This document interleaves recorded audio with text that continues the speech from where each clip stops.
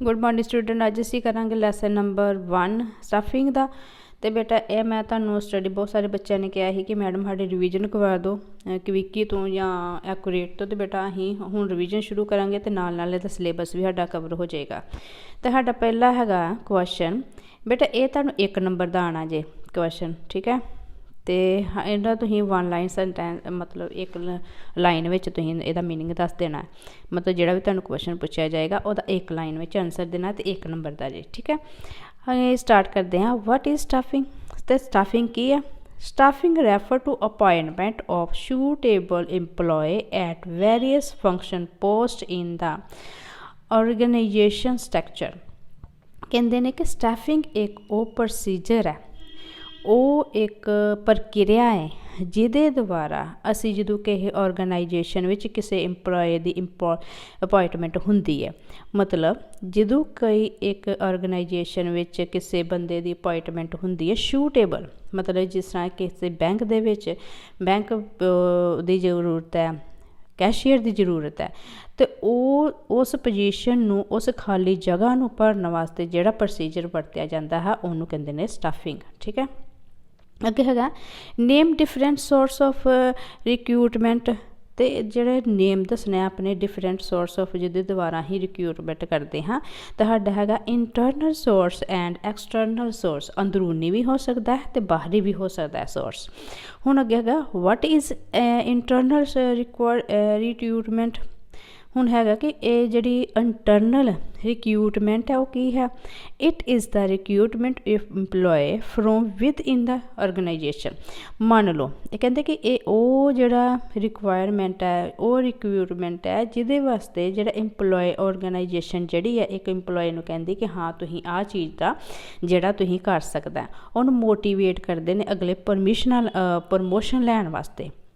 जिस मान लो कि एक बैंक का कैशियर है तो उन्होंने प्रमोट करता वा कि तू अगे होर प्रमोशन ले लै तां जो अगे अगे जाई जाए, तो वो जगह जी खाली होएगी वो वास्ते कि होर जिहड़ा एम्पलॉय है उन्होंने सिलैक्ट करनगे। हुण हैगा कि वट इज़ एक्सटर्नल रिक्रूटमेंट। हुण एक्सटर्नल जिहड़ी बाहरी रिक्रूटमेंट है वो की है?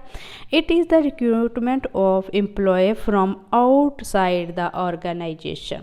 तो कहते कि ये वो रिक्रूटमेंट है जिहड़ी कि ऑर्गेनाइजेशन तो बाहरों सिलैक्ट किए जाते, जैसे बाहरों एम्पलॉय जिहड़ा सिलैक्ट किया जाता उन्होंने कहते हैं एक्सटर्नल। इंटरनल वो होंगे कि जिहड़े विचों ही कोई एम्पलॉय लगा तो उन्होंने यही कही जाना कि तू प्रमोशन ले लै, प्रमोशन लै लैके वड्डी पोस्ट चल जा, तो वो जिहड़ी जगह खाली होएगी वो होर किसी परसन नूं लिया के, मतलब ये पता होंदा कि वह बंदा इस काबिल है पर वो प्रमोशन नहीं लै रहा, एक्सटर्नल इंटरनल विच प्रमोशन नहीं लै रहा, तो उन्होंने बार बार मोटिवेट करना ताजो प्रमोशन ले ले, तो वो अगे वधे तो वो जगह तो होर किसी एम्पलॉय रखिए। तो जो एक्सटर्नल है, एक्सटर्नल विच जिहड़ी ऑर्गेनाइजेशन है बाहरों किसी एम्पलॉय नूं सिलैक्ट करती है अपनी पोस्ट भरने वास्ते, ठीक है। अगे है why is the selection called a negative process. हुण जो सिलैक्शन है उन्होंने क्यों नैगेटिव प्रोसैस किया जाता है? कहते because in every phase unsuitable candidate are moved out of the selection process. कहते कि वो ये द्वारा कहते कि अनसूटेबल परसन जिहड़ा अगे किया जाता उन्होंने कहते हैं सिलैक्शन प्रोसैस। अगे है वट इज़ इंटरव्यू। हुण इंटरव्यू की चीज़ है? जो अं कोई बेटा कंपनी जाने तो सानूं पहला इंटरव्यू करना पैंदा वा। जो अं किसी पोस्ट वास्ते अपलाई करते हैं तो वह साडी जिन्नियां उन्होंने रिक्वायर रखिया होंदियां वा, जिन्ने उन्होंने इंस्ट्रक्शन रखिया ने, अगर असीं उस काबिल तो असीं की करांगे फिर इंटरव्यू देन जावांगे। तो इहनूं पढ़ांगे असीं it is face to face conversation between the candidate and the employ. तो ये वास्ते की हुंदा कि ਜਿਹੜੇ भी अं इदारे में चलने इंटरव्यू जॉब वास्ते तो अं सारिया जड़ियाँ साडियाँ इंस्ट्रक्शन है साडा सारिया जड़ियाँ की कहते क्वालिफिकेशन है उस काबिल है, तो साडी फिर इंटरव्यू होएगी एम्पलॉय दे विच ते जिहड़ा कैंडीडेट है उहदे विच, एम्पलॉयर दे विच ते कैंडीडेट विच, उन्हें कहते हैं इंटरव्यू। कहते out of development and training which one is wider is scope.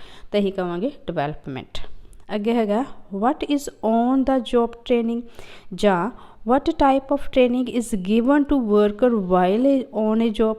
कहते किस तरीके की जी जॉब है ट्रेनिंग दी जाती है। तो साडा आंसर है ऑन द जॉब ट्रेनिंग, मतलब जॉब करदे जिहड़ी ट्रेनिंग है अंडर इट, मतलब इस दे विच the employee is giving training by making him to work on the actually functional post. कहते कि वो जिहड़ी है जेह्ड़ा ऑन जॉब ट्रेनिंग है वो चीज़ है, वो प्रोसीजर है, वो प्रक्रिया है जिहदे विच असी उस बंदे नूं ट्रेनिंग दित्ती जाती है जिहड़ा कि वो एक्चुअली फंक्शन पोस्ट वास्ते जिन्हें अप्लाई किया हुंदा है। तो उस पोस्ट की ये नहीं कि उन्होंने जाते ही उन्होंने जिस तरह कि एक कैशियर है तो उन्होंने एक बंदे नूं पोस्ट ते हायर किया वा, तो उन्होंने जांदियां ही उन्होंने ये नहीं कि उन्होंने बिठा देणगे चेयर ते उन्होंने काम करवाना शुरू करते, उहदे वास्ते उन्होंने बकायदा उन्होंने ट्रेनिंग देनी पैंदी है। ठीक है, अगे है कहते हैं कि what is the of training. हुण ऑफ ट्रेनिंग की है, ऑफ द जॉब ट्रेनिंग ये पढ़ांगे। कहते अंडर दिस मैथड, कहते इस प्रक्रिया विच N employ is impart formal training away from the functional post. कहते कि इस तो जोड़ा है कि ये भी इंपलॉय नूं फॉर्मल ट्रेनिंग दी जाती, जी कि ओरिजिनल ट्रेनिंग हैगी वो दी जाती है, फॉर्मल ट्रेनिंग दी जाती है ये भी उन्होंने। ठीक है, अगे अगे which type of training is given when a worker is attached to the experience senior. कहते कि किस टाइप की ट्रेनिंग जी है उन्होंने दिती जाती है, तो साडा आंसर है अप्रेंटिसशिप ट्रेनिंग। मतलब कि वो ट्रेनिंग है जिहदे वास्ते उस बंदे नूं हायर किया गया है, तो ये जी 6-7 महीने की ट्रेनिंग होएगी, तो वो ट्रेनिंग के दौरान उन्होंने पैसे भी मिलणगे। ठीक है, उन्होंने उस ट्रेनिंग कहांगे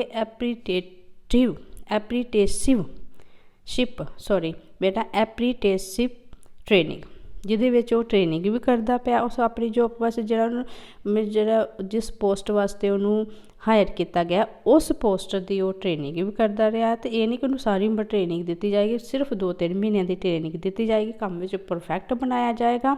तो अगे उन्होंने इस काम वास्ते ये नहीं कि उन्होंने ट्रेनिंग करते पे तो उन्होंने पैसा नहीं या पे नहीं मिलनी, उन्होंने पे भी मिलेगी। ठीक है, अगे है name any 5 step in the process of staffing. तो स्टाफिंग का प्रोसैस की है अहीं वो लिखना है। मैन पावर प्लैनिंग, पहला प्लैनिंग होंगी, फिर रिक्रूटमेंट होंगी है, फिर सिलैक्शन होंगी है, फिर प्लेसमेंट एंड ओरिएंटेशन, तो फिर ट्रेनिंग एंड डिवेलपमेंट। ये जेडे मेन प्रोसैस है। ठीक है, अगे है name any 2 internal source of recruitment है प्रमोशन तो ट्रांसफर। बेटा प्रमोशन का तुहानूं पता ही है कि एक इंसान है जिहड़ा वो अपनी योग्यता के आधार पर, एबिलिटी के आधार पर पेपर दिंदा है, अपनी पोस्ट नूं वधांदा है। ठीक है, तो अगे अगे स्टैप बाय स्टैप अगे पोस्ट वधाई जाता, प्रमोशन लई जाता है। ठीक है, तो ट्रांसफर मतलब एक जगह तो दूजी जगह तो वो ट्रांसफर हो जाती है। ठीक है, ट्रांसफर का मतलब तुहानूं पता ही बेटा। अगे है name any 2 external source of recruitment. हुण जिहड़े एक्सटर्नल सोर्स ऑफ रिक्रूटमेंट है वो की चीज़ है, वो 2 सोर्स लिखने ने। एक तो पहला सब तो पहला ही एडवरटाइजमेंट जो भी हैगा, जिस तरह कोई किसी जॉब की रिक्वायरमेंट है तो वो पे अं एडवरटाइजमेंट देवांगे, ऐड देवांगे, ताइयों तो लोगों को पता लगेगा, तो फिर ताइयों लोग अप्लाई करनगे। तो अगे है एम्पलॉयमेंट एक्सचेंज। ठीक है, तो जोड़ा है एम्पलॉयमेंट एक्सचेंज करना। ठीक है, अगे है give any 1 point of difference between recruitment and selection. कहते रिक्रूटमेंट तो सिलैक्शन वास्ते सिर्फ तुसीं एक पॉइंट दसना है, तो साडा आंसर है the cost of requirement is low. The cost of recruitment is low while the cost of selection is high. कहते कि जो असीं रिक्वायरमेंट करते हैं तो वो लो है। ठीक है, रिक्रूटमेंट तो जोड़ा कॉस्ट ऑफ सिलैक्शन वो हाई है। अगे है name first 5 step in the process of selection. हुण प्रोसैस दसना सिलैक्शन के 5 स्टैप दसने। पहला है रिसीप्ट ऑफ एप्लीकेशन।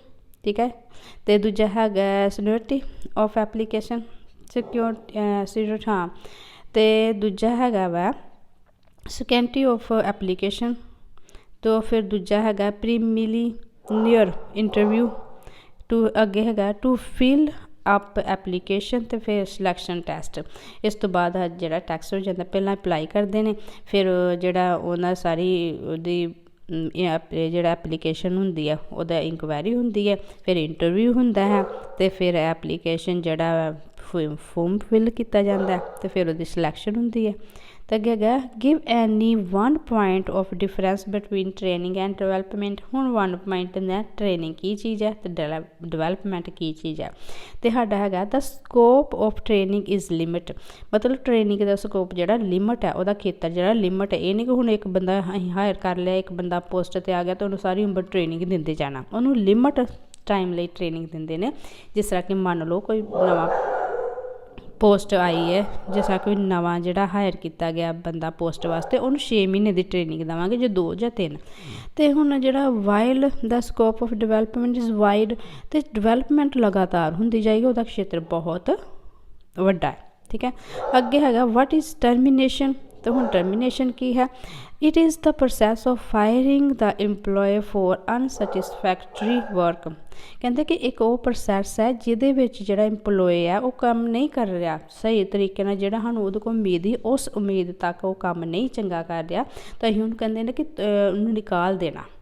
ਠੀਕ ਹੈ, ਕਿ ਉਹਦਾ ਕੰਮ ਜਿਹੜਾ ਸਾਡੀ ਸੈਟਿਸਫੈਕਸ਼ਨ ਦੇ ਅਕੋਰਡਿੰਗਲੀ ਨਹੀਂ ਹੋ ਰਿਹਾ, ਤਾਂ ਅਸੀਂ ਉਸ ਕੰਮ ਨੂੰ ਉਸ ਜਿਹੜਾ ਪਰਸਨ ਰੱਖਿਆ ਵਾ, ਇੰਪਲੋਏ ਰੱਖਿਆ, ਉਹਨੂੰ ਨਿਕਾਲਣਾ, ਉਹਨੂੰ ਕਹਿੰਦੇ ਨੇ ਟਰਮੀਨੇਸ਼ਨ। ਠੀਕ ਹੈ ਬੇਟਾ, ਇਸ ਤਰ੍ਹਾਂ ਸਾਡਾ ਜਿਹੜਾ ਫਸਟ ਚੈਪਟਰ ਉਹਦੇ ਛੋਟੇ ਕੁਐਸਚਨ ਆਏ ਕਰ ਲਏ ਨੇ, ਇੰਨੇ ਹੀ ਹੈਗੇ ਆ। ਅਤੇ ਨੈਕਸਟ ਵੀਡੀਓ ਵਿੱਚ ਅਸੀਂ ਇਹਦੇ 'ਚ 4 ਨੰਬਰ ਵਾਲੇ ਕੁਐਸਚਨ ਕਰਾਂਗੇ ਬੇਟਾ। ਟਰੂ ਐਂਡ ਫੋਲਸ ਵੀ ਆਉਣੇ ਨੇ ਔਰ ਫਿਲ ਅਪ ਵੀ ਆਉਣੇ ਨੇ, ਅਤੇ ਇਸ ਤਰ੍ਹਾਂ ਹੀ ਧੀਰੇ ਧੀਰੇ ਆਪਣਾ ਸਾਰਾ ਸਿਲੇਬਸ ਜਿਹੜਾ ਕਵਰ ਕਰ ਲਾਂਗੇ। ਤੁਸੀਂ ਲਗਾਤਾਰ ਪੜ੍ਹਦੇ ਰਹਿਣਾ। Take care.